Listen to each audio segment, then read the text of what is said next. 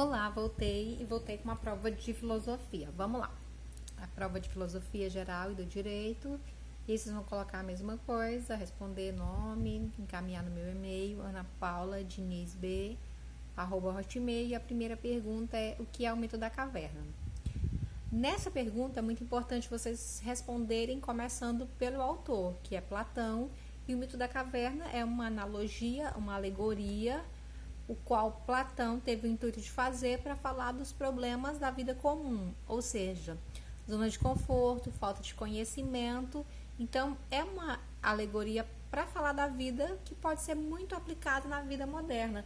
Quantas vezes nós já nos perguntamos quando é que vamos reagir a certas situações, ou como sair de certas situações seria sair de uma caverna. Então, vocês vão dizer que é uma analogia, uma alegoria, é um mito, porque não é uma história verdadeira. E ela tem o intuito de trazer uma mensagem, e a mensagem do Platão era falar da falta de conhecimento, que algumas pessoas que viviam numa determinada caverna tinham, ou para falar de coisas rotineiras acerca de uma vida sem muitos afazeres, ou seja, de pequenas prisões que o mundo moderno também pode oferecer. 2. A questão 2, ela vai falar sobre os sofistas, vai apresentar alguns deles, e aí vai perguntar, na alternativa A,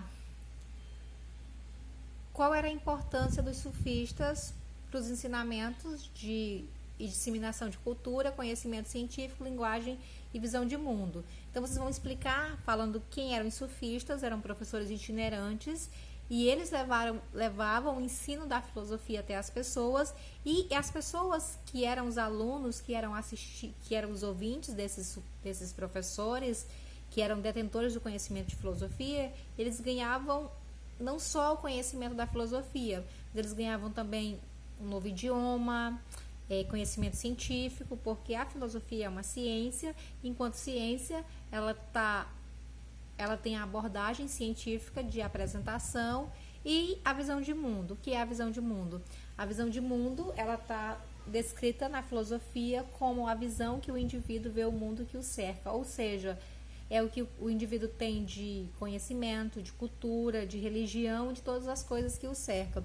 E aí vocês vão responder que os sofistas, eles tinham essa importância de formação de opinião das pessoas, dos alunos. Vocês podem utilizar o texto lá como base para responder. E aí eu pedi para que vocês fizessem em 20 linhas. Então, sintam-se à vontade para tirar as linhas e responder. O bom é que como a prova é de dupla ou trio, vocês podem dividir com um colega. E aí cada um vai acrescentando e no final vocês verificam se o texto está coeso, com começo, meio e fim, pode ser enviado. A questão tem a alternativa B, e a alternativa B, ela fala de um filósofo específico, que é o Protágora. E aí ele tem uma frase, que é uma frase que ficou muito conhecida na filosofia.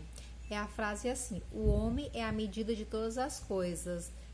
Dor ser daquilo que é, dor não ser daquilo que não é. Ou seja, nessa frase ele colocou uma parte subjetiva para dizer que nós vamos sendo do que somos, ou seja, que as nossas determinações, elas trazem a nossa representação do ser. Ou seja, nesse universo de subjetividade, ele vai dizendo que fica fácil entender do que as pessoas são formadas e do que as pessoas não são formadas. E vocês podem pensar que isso pode ser conhecimento, pode ser verdade, ou pode ser falta de verdade ou falta de conhecimento. E aí pede para que se explique essa frase relativa, se tem individualismo ou se tem coletivo. Então vocês vão dizer como que o homem se vê no individual e como ele se vê no coletivo. E com as palavras de vocês podem dizer qual a prática dessa frase para os dias de hoje. É possível a gente perceber essa frase nos dias de hoje? É totalmente possível, né? Hoje ficou muito mais fácil da gente conhecer as pessoas, né? Porque nós temos as redes sociais que dizem o que as pessoas pensam, né? Anteriormente a gente só imaginava, será que tal pessoa pensa X coisa, né? Hoje fica muito bem representado isso. Eu sempre falo que a última eleição presidencial, ela dividiu as pessoas, né? Ela dividiu o mundo, né? Hoje a gente sabe exatamente o que as pessoas pensam e por que elas pensam determinadas coisas. E nós ficamos muito corajosos através das redes sociais. Aquela verdade que a gente não conseguia dizer para as pessoas olhando nos olhos, agora a gente consegue falar numa mensagem do WhatsApp ou numa postagem ou enviar um áudio, né? Então eu acho que ela é uma frase que combina muito com os dias atuais, ela é muito verdadeira, porque diz respeito a muitas coisas, de ser o que é e de ser o que não é, ou seja, de trazer muitas verdades e essências. A letra C, ela vai falar do mito das cavernas, mas aqui o autor utilizou outro nome, foi a alegoria das cavernas, e aqui vai dizer um pouquinho do que é, então vai dizer que é uma história contada, que vai representar, tá aí, e vai apresentar de quem que é do Platão, e vai descrever sobre os prisioneiros, e a pergunta é: qual seria a verdade revelada por Platão nesse texto da sua célebre metáfora? Então, a verdade revelada é o conhecimento, e o conhecimento que estava lá fora da caverna, não o conhecimento que estava lá na zona de conforto. É aquela coisa de brigar mesmo, de você sentir o quanto o conhecimento é bom e o quanto é doloroso. E aí a letra D vai pedir para definir mito e lenda. Quando a gente pensa em mito e lenda, a gente pensa que são as mesmas coisas, né? A gente pensa que são sinônimos. Mito, o que são os mitos? São histórias fantásticas, geralmente são figuras sobrenaturais, como deuses ou monstros, e sempre vão misturar poderes a pessoas, então seres humanos que são cobertos de poderes, e eles fazem um feito único, aquela coisa que nós vamos endeusar porque é um mito. Então esse é o mito. As lendas, por outro lado, elas representam eventos históricos da antiguidade e por isso elas determinam um determinado momento histórico. A diferença é que o mito, ele não precisa ter um marco conceitual histórico de uma coisa que aconteceu. Então, lá no mito é aquela história fantástica, uma história sobrenatural. Normalmente a gente fala assim, isso é mito, então é uma história que não existiu, mas o autor disse que pode combinar verdades, fatos reais e fatos irreais, e não precisa ter um tempo específico. O mito pode ser atemporal, ou seja, ele pode existir sem essa figuração de tempo.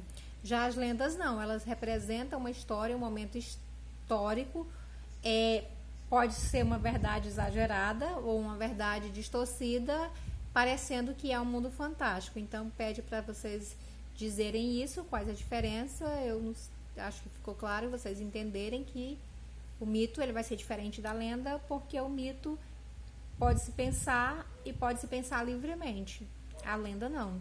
A lenda ela tem que ter um marco teórico, um marco temporal. Ou seja, isso aconteceu em X dia de X mês e aconteceu tal coisa de tal jeito. Pode ser uma coisa muito exagerada?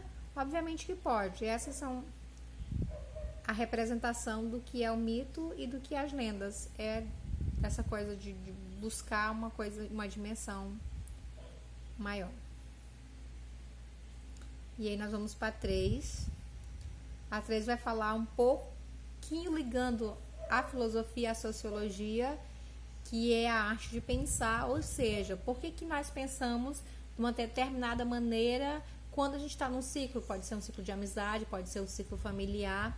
E aí a pergunta é: faz assim uma apologia do indivíduo e não do individualismo. Escreva um pequeno texto enfatizando a importância do desenvolvimento do pensamento social humano. Ou seja, eu vou pensar assim porque eu estou incluída naquela família, ou porque eu estou incluída naquele conjunto de amigos, ou não. O indivíduo e o grupo social não tem nada a ver. Ou eu posso pensar uma coisa diferente do grupo que eu estou inserido.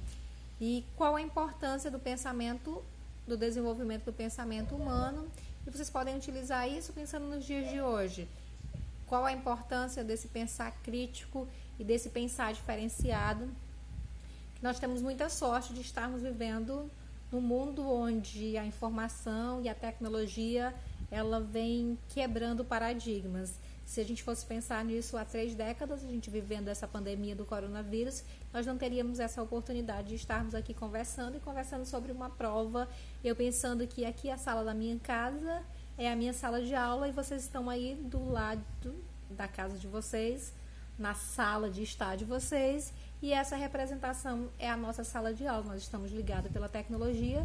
E qual o intuito desse pensar único, meu, e do pensar coletivo, que é quando nós pensamos que aqui é a nossa sala de aula e que nós estamos vivendo o momento da aula agora, ou o momento do semestre, ou a representação que esse curso tem para a vida de vocês e tem para a família ou para os objetivos que vocês traçaram com esse curso. Muito obrigado, boa sorte, não deixem de enviar a prova e eu vou estar respondendo para vocês e eu estou torcendo para que a gente se encontre breve lá no espaço físico, sala de aula, e que a gente possa não nos olharmos mais através de uma tela, e sim, olho no olho e conversando sobre como foi difícil, mas como a gente buscou força e como deu certo a gente estar aqui e vocês estarem aí. Beijo, fiquem com Deus e amanhã nos encontramos outra vez. Boa sorte.